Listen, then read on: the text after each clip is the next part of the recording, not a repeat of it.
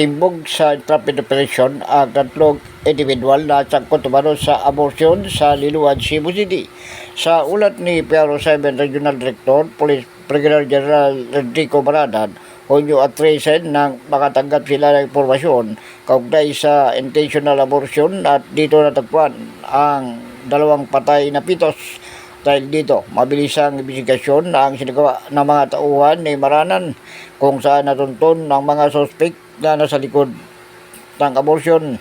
Agad ikinasa ang Joint Department ng mga operatiba ng Regional Special Police Office, ng Regional Special Police Unit 7, Regional Intelligence Division, Cebu PNP at Mabulo Police Station sa isang lodging house ng North Reclamation Area, Barangay Corita, Cebu City.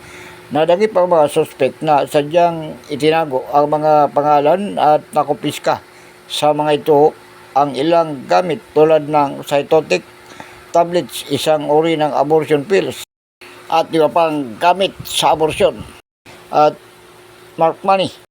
Kasabay nito, nanawagan si Brigadier General Maranan sa mga biktima ng sindikato ng tatlong suspect na makipag-ugnayan sa Cebu City Police Office. Ito yung pang magsampa ng kaso para bigyan ng hustisya ang sinapit ng mga biktima.